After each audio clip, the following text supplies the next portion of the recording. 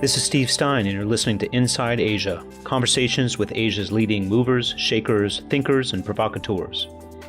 In this episode, I'm in Tokyo with longtime Asia media executive David Shin, who also serves as president and representative director for Fox International Japan. Before we get to our conversation, let me give you a little background, an insider's guide, if you will, to the Asia media scene. To start with, here are some facts and figures. Recent numbers indicate that over 800 million homes in Asia currently subscribe to cable or pay TV services of some kind. That's a lot. More than people outside Asia might think, and all the more impressive if you consider that just 25 years ago, multi-channel pay TV didn't even exist here.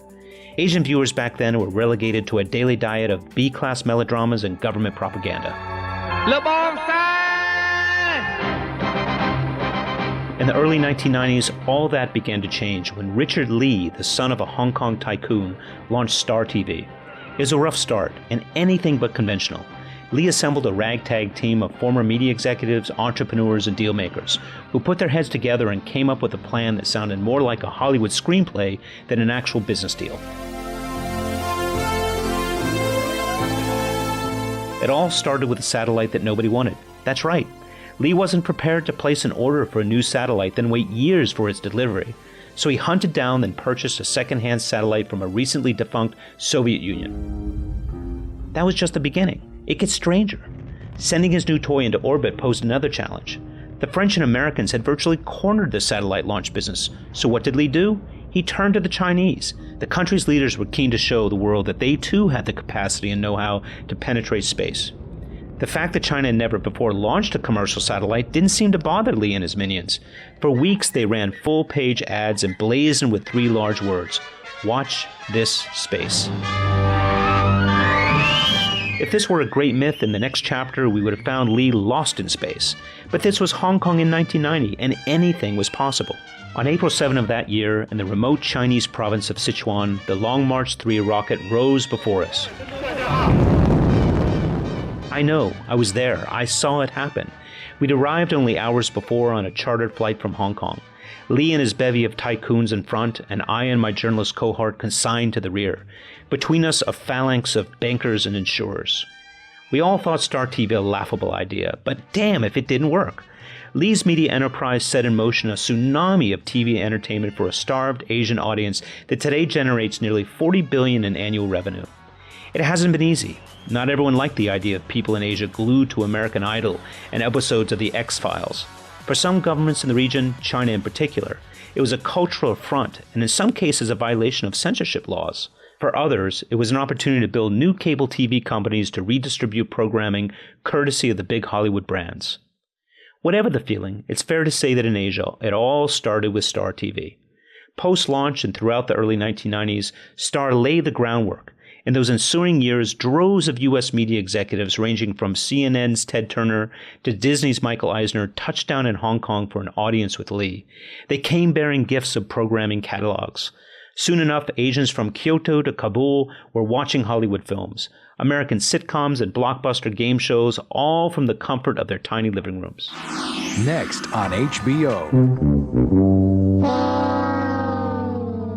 It was a virtual bonanza for companies like Sony, Turner, Time Warner, and Disney, who cut lucrative programming distribution deals with the region's burgeoning cable TV providers. Please, come closer. Too close, a little too close. Slowly at first, then more quickly, Asian production companies entered the fray, offering their own repertoire of programming that spoke more precisely to the tastes, preferences, and aspirations of a growing Asian middle class. Over time, U.S. films and TV programs began to lose their appeal. The Hollywood crowd will deny it, but in Asia, a local fare of homegrown programming is quietly displacing American-style TV. Equally disheartening is the encroachment of video streaming services such as Netflix, Amazon, Hulu Plus, and a slew of other Asian homegrown services. It's a powerful entertainment substitute for a population that today watches more than half of its video entertainment on mobile phones and devices. That's right, half. In this part of the world, at least, video is on the go. The days of circling up around the living room TV set are pretty much over. All of this leaves global media brands wondering where future Asia growth will come from. That was where I started my conversation with Asia's media expert, David Shin. I started by asking him about the struggles that companies are currently facing in presenting Western media in Asia, and for his read on what led to the current situation. I think we're kind of talking about sort of three different things, right? We're talking about where we are in the media industry in Asia right now.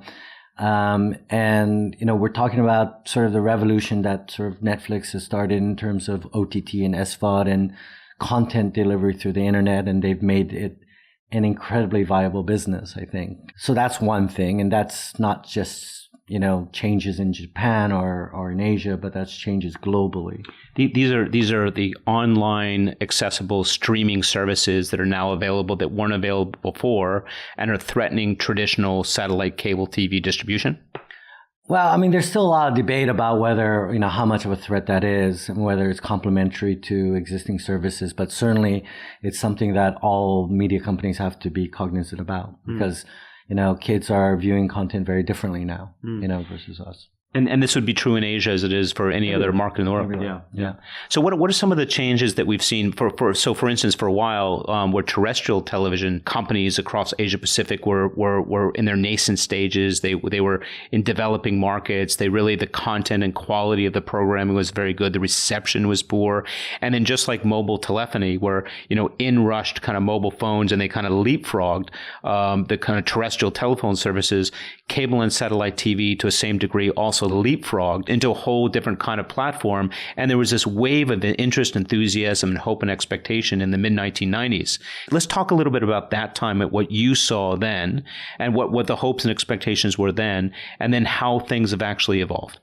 Yeah, so you touched upon the two other things that I wanted to talk about, which was the influence of Western content in Asia, and then the development of content in general, whether they be local, regional content throughout Asia. And those three things, the advent of digital delivery, internet delivery of content, the status of Western content in Asia, and the development of other content in Asia. Those three things have really changed in the last, I think, 10 sort of years or so, right? And now I think a lot of media companies are faced with Western content not being as powerful as it used to be, because there's a lot more competition now and viewership has sort of shifted, especially in Japan. It used to be that, foreign movies dominated or took about 60% of Japanese box office, and local films were 40%. Now it's the reverse. Oh. And you see China producing a lot more Chinese content. You see a lot more content being produced locally. Getting back to what Netflix and all these OTT guys are trying to do in Asia, they have a big library of anime, Japanese content, Western content. But what they're really trying to do is cultivate sort of local content to drive the business and the market. Right. This is just good business. This is just kind of identifying an attempt to appease local tastes and media interests versus the fact that Western media just simply wasn't keeping pace with the expectations or the tastes and preferences of Asian viewers. Well, I mean, you still can't deny that Western content is still very powerful. I mean, one of our biggest shows is The Walking Dead, and it's a very, very powerful show, and we have lots of fans across Asia. But if you look at India, for example, right, what made India such a dynamic market in Asia for Western companies as well as Indian companies was sort of the plethora of Hindi content, dramas and other forms of content that really made it a lot more mainstream to the Indian audience, right? You saw a little bit of that happening in say, Taiwan as well, right? In other places, it hasn't really happened that much, right? And I think that's sort of the next wave that we're kind of, that we're looking forward to is, we're always going to have the backdrop of very strong Western content, which is fine. But what's going to, I think, drive our business is, and we've got to choose our markets carefully, this kind of local content and doing it better or differently than, say, the traditional sort of local players doing it. So what is the appeal then for Western content? Is it more the novelty? Is it the storylines? Is it the idea that they're well produced and beautifully rendered? What is the lingering interest in Western content? And I understand obviously why you'd want to then move towards more local product over time. Maybe it would be true in any market with any different kind of product or scenario. But what do you think resonates most with Asian? And I know that's a tough thing, right? Because there's so many different kind of markets and so many tastes and preferences out here. But what resonates most about Western content with Asian viewers? Yeah, I mean, when we talk about Western content, I guess what we're really talking about is Hollywood content, right? Exactly, right. And, film and television. And there's a sort of, not a real secret in Hollywood, but, for television, a lot of people don't know this outside of Hollywood, is that it's a writer's medium. It's the writers and the showrunners who are the creative force. They're usually the most well-paid. They are the ones who define the show and nurture the show and drive the show. And so it fundamentally comes down to, at least on television, to really good storytelling. And this is a relatively recent phenomenon with House of Cards and Game of Thrones and some of these other series that are coming in, displacing in some ways or drawing off some of the talent from Hollywood into serials.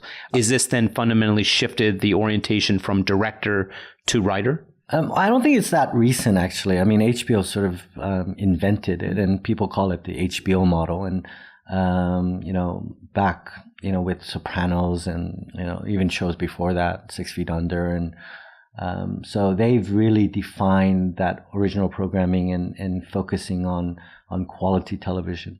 Recently we've seen AMC do amazing, work in terms of, high quality television with The Walking Dead and Breaking Bad and a lot of shows that have come out of AMC.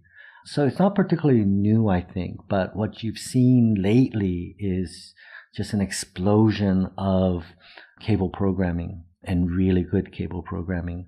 And that has a lot to do with, how the film industry changed in America, and a lot of the directors, quality actors finding that they can do very creative work on television, which, back maybe 30 years ago, or 20 years ago, a lot of people would not have thought of doing. But this is in Asia, it's in its infancy. We're not seeing to the same degree that trend yet. And you have some thoughts and comments about why that might be the case. Could you share that with us? Well, I think it's happened a little bit. Okay. If there's one regional content that you can point to, is Korean dramas. I mean, Korean dramas are popular all over Asia and China and Indonesia. And there too, they took a little bit of what worked in Hollywood, which was focusing on storytelling and especially in the melodrama genre. And they have a system where they incentivize the writers. And so actors and writers are usually the stars of the Korean dramas. And these are Korean dramas that are then repurposed for other markets, or are they dubbed in local languages, or they simply use the formats and the themes and then bring in local actors wherever they may go? No, it's usually been dubbed. There are Korean dramas that are dubbed or subtitled. And that is truly unique. You don't see a lot of other, Japanese or Chinese products circulating to the same degree as Korean dramas. It's really quite unusual, and Korea is a relatively small market in the region compared to some of the other. But your point on this is that it speaks to the quality of the writing primarily. Correct, and the writing is very good for that melodrama genre. There's sort of familial and cultural similarities in lots of parts of Asia, so they can, relate to the storylines a little bit better. Yeah. What is it about the culture or the education system in Korea that is provided for this wave of competent, skilled, and talented writers? Well, we need to go back a little bit, because actually the Japanese did a very good job of exporting Japanese content in the 70s and 80s. Hong Kong and Singapore and a lot of places. They were watching Japanese dramas. And they were the media player at that time. Hong Kong was starting its film industry, but basically it was Japanese film industry, right? Correct, that's correct. Yeah. I think the Koreans, they knew that their market was relatively small, and I think they learned a lot from what the Japanese were doing, and they just put their spin on it, and I think just made it a little bit better. Actually, a lot better in terms of storytelling and some of the production quality. It's really quite surprising how much they've taken a step up from what Japan did, and why hasn't the Japanese film or television industry kept pace? Well, that's the big question that I think Japan is asking itself, because there's a lot of money and there's a lot of willingness in the government and in the industry side to export Japanese content and the drama content. I think Japanese dramas have developed in a way that makes it a little bit harder. It is very much talent driven, and it's driven by certain specific talent agencies. And I think over time they focus less on the writing and the production value, and that has made it difficult, I think, for the industry to really blossom and be really accessible to audiences outside of Japan. Yeah. It's a big market. It's relatively profitable, but not enormously profitable. And perhaps there isn't the impulse or the incentive to innovate to the degree that they might because it is relatively stable. Would that be accurate? I think so. And there's, the Japanese are generally, especially in the television industry, not as risk-taking. They're sort of risk-adverse. So, and they make enough money. So in the domestic market, so there's not that urgency as well. Yeah. Could you describe how the media industry in Japan works to the best of your ability? David is cringing on this one because it is convoluted and it is deeply ingrained. You've got the ad agencies, you've got the film and the content developers, you've got the unions, and you've got so many different vested interests. But just for our listeners who may not be familiar with how it works, could you maybe give an example of how a production comes to market? I think the biggest difference is that it's really driven by talent agencies and the talent. And they're usually not just actors. Yeah. They're what they call talentos here. So they sing, they dance, they do variety, they do cooking show. They're usually booked for 2 or 3 years in advance. They sell out the Tokyo Dome, they do a drama, and they do a Christmas concert. And, for a lot of the Japanese, they feel very comfortable with these talents. They're not particularly the best singers, they're not the best actors, but they feel comfortable with them. They feel like, oh, that's, that could be my next door neighbor, or that could be the really good looking guy I used to like in high school. That builds a lot of comfort with the Japanese audience. And so sponsors gravitate toward that and they will sponsor them and their shows. But what that does is, and everyone makes money, Dentsu makes money and Johnny's makes money and Fuji TV makes money, and it's a nice, very comfortable system. But what happens is that it becomes harder to compete with, sort of the better writing that is produced out of Korea. Maybe the better casting and the better sort of production values. The better storylines. So although it works in Japan, it doesn't particularly lend itself to work outside of Japan. I'm Steve Stein, and this is Inside Asia. It's the media episode, and my guest is David Shin of Fox International Japan. We've been talking about internet-delivered streaming video services like Netflix, the impact they've had in Asia, and how that's changed the media landscape. If you consider that for years subscription TV required the use of so-called set-top boxes, then you understand the term over-the-top, also known as OTT. It's a move by traditional media players to bypass or go over the top of the set-top box by delivering Netflix-like programming to their subscribers. I started off the second part of our conversation by asking David if companies like Netflix posed a threat to traditional media. They're trying to challenge the traditional media. Challenge is maybe the wrong word. What they're trying to do is what Netflix did in the US, try to find their, House of Cards, the Japan version. Yeah. So that's really changed. And there's money being, focused on trying to create, compelling local content. Are these the Hulu and Netflix, or are these local competitors or Japanese born over the top OTT players that you're referring to? They're both. Yeah. Hulu's actually a Japanese company in Japan right now. Nippon TV bought Japanese assets of Hulu. Netflix is here. Amazon is here. There's a company called Avix that has operations, Docomo called DTV. And so there's a lot of players here, both local and foreign, trying to do, what I'm talking about. And it's one of the highest mobile phone penetrations in the world in Japan. Some of the most sophisticated mobile application service, downloading, streaming capabilities. Yet it doesn't, it's having an impact, but it's not growing at the rate you might have expected given the platforms and the technology and the bandwidth that's available in the Japan market. Why would that be? Well, I think because, the terrestrials have controlled television production for so long. So there are very few independent production companies. So when Netflix started in getting into original production, I don't want to make it sound that simple, but it was almost as simple as writing a check to Sony to say, oh, you've got this House of Cards that you're developing with HBO. Well, we'll give you a little bit more money. We'll give you creative freedom and we'll order all the episodes of the season. Is that good? And they said, okay.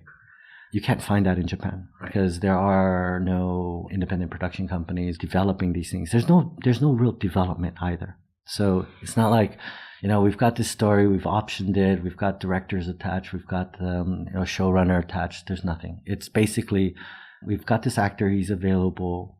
Which network is he going to go on, and what kind of story we're going to make.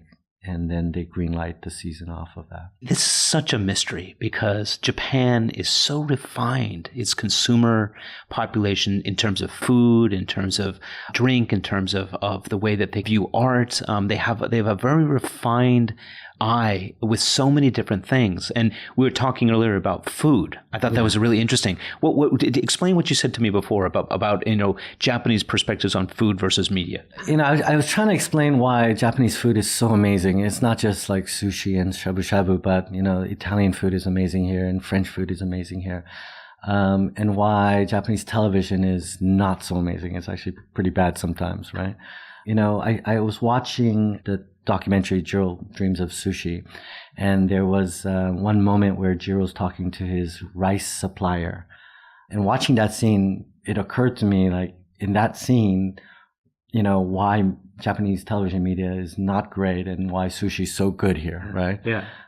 So explain that. What's the setting? Yeah. So Jiro's sitting there with his sushi supplier, and sushi supplier is explaining like how much he loves Jiro, and he'll only sell his rice to Jiro, and he was explaining that the Grand Hyatt had asked him to buy his rice, and he said, no, I'm not going to sell my rice to you. And the Grand Hyatt said, why wouldn't you sell your rice to us? And he said, because you don't know how to cook my rice. Right. Jiro knows how to cook my rice, and therefore I'm going to sell it to Jiro only. Well, that indicates two things, right? To me, it indicates more, but you need to build a lot of trust in Japan over a long period of time. And the relationships are very, very important, right? So you have this sort of insular kind of culture, right? And it's not just to foreigners. It's even within subsets of their own culture. But at the same time, the Japanese are very much into incremental improvement. So they have something that's wonderful, sushi, the fish and the rice, and they will incrementally make that better and better and better. And that's why you get fantastic food and you get fantastic sushi, right? They are concerned about quality. They have this insular network of high quality suppliers, and they make things incrementally better. And there's that consistency and that tradition of the food that allows it to continue to marginally and gradually and beautifully evolve. Correct. What you don't see in media and Japanese television, you see the insular nature of that business, right? But what you haven't seen is the incremental improvement, right? And so, they all kind of work together and they're very comfortable in that and they make enough money. And so you didn't see the incremental improvement to their television, right? But so I thought it was really interesting, like how Japan can produce really kind of sometimes very difficult to watch dramas, but make unbelievably good sushi. Yeah, I think it's brilliant. I love that. I think it's a really interesting comparison. What would it have to occur in Japan in order to kind of break down the traditions of media in order to create let's say, an onset of evolution or change in the media industry? Are there certain elements which would have to fade away or disappear or be replaced by revolution? What would it take? No, I think it comes down to what's worked for Hollywood and what's worked for Korean drama. If you can get something really well written and base the story on really good storytelling, I think you can create the next wave of, Japanese dramas to travel overseas and, be gangbusters here in Japan. Yeah. You see a lot of that in anime. Right. Actually. Yeah, right? Talk about that and tell the listeners a little bit about anime and Japan is the origins of anime, yeah?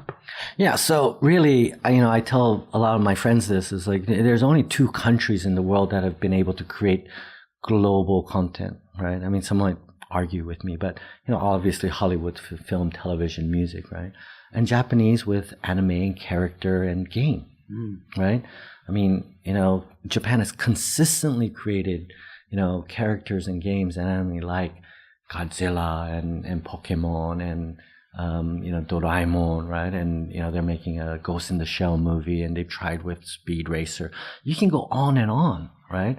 So the creative community is here. Yeah. Where did that come from, though? What were the origins of anime, and how did it take hold in Japan? I think there was always sort of an anime industry here. Yeah. At the same time, there was a really robust film industry here as well, with Kurosawa and, Oshima Nagisa and a lot of the filmmakers. So in the 60s and 70s, that's when Japan really flourished in terms of creating manga, film, anime, and even in their television industry. I mean, they were the leaders in Asia. Television has sort of been stale in terms of dramas, I would say. I mean, in terms of variety and game show, I think Japan still leads the way in many ways, right? But in manga and anime, because I think the way it was set up sort of economically with the publishing houses and a lot of the value being, or there being an incentive scheme back to the creators and the writers, that flourished. Yeah. Right. And then when the gaming industry came in, it was a no-brainer. It was just a natural extension from those wonderful anime films or comic books that are the things that were in the market. Exactly. Yeah. Right. Yeah. I think anime is changing here in Japan as well. I'm a big believer in Japanese anime. I think from a commercial perspective, you mean? Yeah. I mean, there's a whole generation of Chinese who love Japanese anime, right? I think anime, if done well, could be bigger than, Korean dramas and could potentially be bigger than, Hollywood movies. And you say if done well. So what's the missing link? We're back to storyline. Yeah, we're back to stories. We're back to, creating also an economic model and an infrastructure that enables, efficient distribution and marketing. Right. What Hollywood's been able to do really well, right, is it takes creative talent, the writers and the directors, and it gives them, economic model through the distribution and marketing globally, right, for everyone to succeed. Yeah. Right. I think if you can put that kind of system in anime, I think you could create a major revolution. Well, let's talk about, this is a theme you and I have discussed through the years, and it's the story, right? And the importance of story. And would you say in the Asian culture, the Japanese culture, the themes or the cycles of stories have a different timbre and a different tone, a different approach fundamentally than Western products? Or are our storylines largely universal? I think fundamentally the storylines are universal. Fear, love, ambition, betrayal, those kinds of things are universal, I think. The circumstances by which those dramas happen are different, and how we can relate to them are different, right? So Breaking Bad, about a high school teacher, chemistry teacher who starts to make meth, will feel different to a Japanese than to an American. I mean, in America, you had the whole, sort of sensibilities about the drug culture, but not only that, about, what was happening to high school teachers and how marginalized they were becoming. That just doesn't exist in Japan. Yeah, these themes. These themes, right? High school teachers are still, well respected, and there's not too many people cooking meth, in Japan. That we know of. Yeah, we know of. But, the story of Breaking Bad is, this father who wanted to do good for his family and bonding with a former student, and going through this illegal activity, but finding sort of redemption and friendship and family those are universal themes. They just manifest differently. The Japanese culture it's very private. It can be a lot about public appearances versus what you do, in the privacy of your own home. Because of that kind of two-layer that exists, the public and the private, is it more difficult, therefore, to render storylines that kind of bring out things that otherwise are considered to be sacred or private?